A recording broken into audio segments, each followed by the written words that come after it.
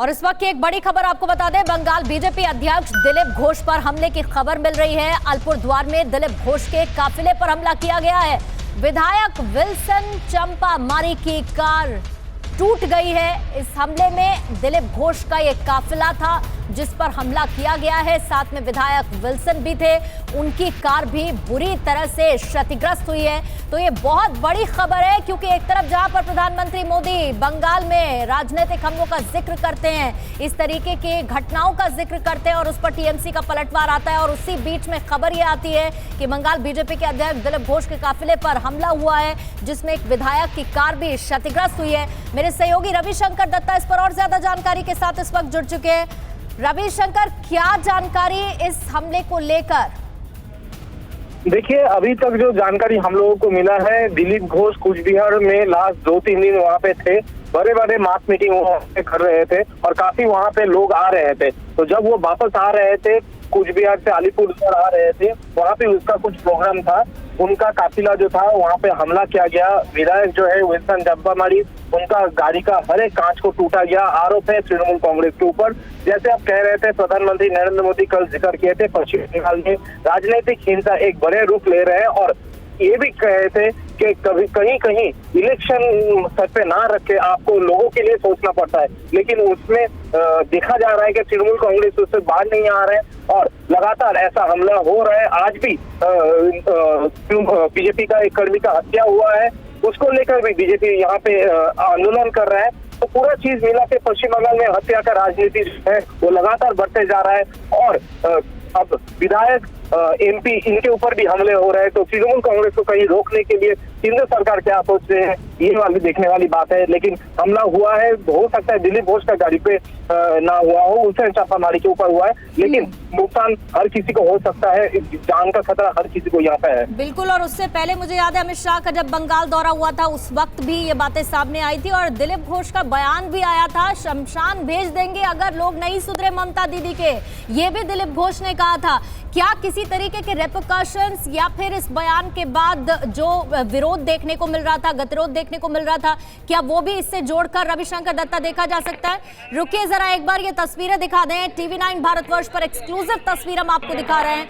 ये पश्चिम बंगाल बीजेपी अध्यक्ष, उनके काफिले पर हमला हुआ है, गाड़ी किस तरीके से क्षतिग्रस्त हुई है वो आप देखिए। ये अलीपुरद्वार है जहां पर दिलीप घोष का काफिला था, जैसा कि रविशंकर दत्ता बता रहे थे, 2-3 दिन से वो वहीं थे, और इसके साथ ही गाड़ियां कैसे क्षतिग्रस्त हुई हैं उसकी तस्वीरें TV9 भारतवर्ष पर अभी आप इस वक्त देख रहे हैं। ये एक विधायक की गाड़ी है, कैसे डैमेज हुई है, ये हमला किया गया है, उसी की तस्वीरें सामने हैं। आप इस वक्त पुलिस बल की मौजूदगी भी देख सकते हैं और साथ ही विरोध में नारेबाजी भी देख सकते हैं, क्योंकि बीजेपी आरोप टीएमसी पर लगा रही है और ऐसे आरोप कई पहले भी टीएमसी पर लग चुके हैं, जिसे नकारती रही है टीएमसी, और एक बार फिर से ऐसी ही घटना देखने को मिली है जब बंगाल बीजेपी के अध्यक्ष दिलीप घोष पर हमला हुआ है।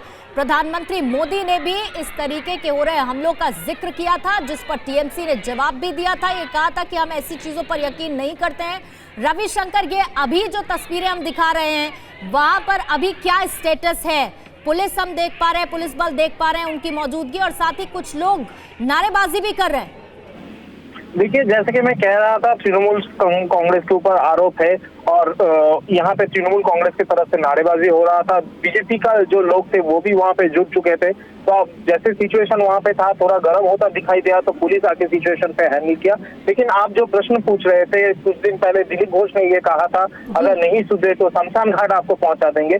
तो हालात दोनों तरफ से ऐसा लग रहा है, माहौल ऐसा बन रहा है कि आने वाले जो चुनाव है, आने वाले चुनाव में स्थिति गर्म हो सकती है। वहाँ पे हिंसा के राजनीति सिर्फ एक तरफ से हो रहा है, ऐसा नहीं है। दिलीप घोष का जो बयान वो भी लगातार कहीं पे ऐसा है कि मानो आग में घी देना जैसा हो जाता है, और इसमें भी बीजेपी को कहीं पे अपने आप को रोकना है, ये तृणमूल कांग्रेस का कहना है। लेकिन आज सुबह मैं जब हमारा स्टेट का मंत्री सौगंध चट्टोपाध्याय से बात कर रहे थे, वो उनका ये आरोप है कि तृणमूल कांग्रेस जब तक था तब तक हिंसा की राजनीति नहीं चल रही थी। जैसे ही बीजेपी को पश्चिम बंगाल में 18 सीट मिला है, उसका बाद से हिंसा शुरू हुआ है और अपने आप को बचाने के लिए तृणमूल कांग्रेस को कहीं कहीं पे अटैक करना पड़ रहा है।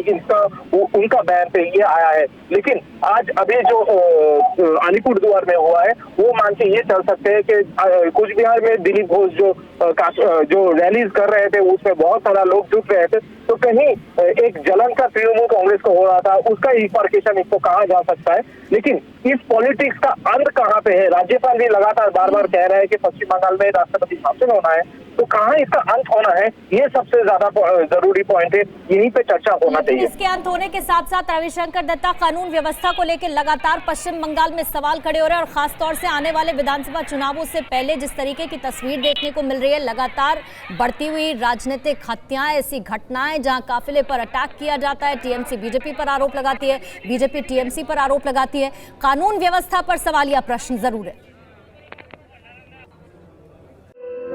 धुआं धुआं सा ये शहर क्यों दिखता है, सुना है बाजार में धुएं का सामान बिकता है, ये दिवाली सिर्फ दिए वाली।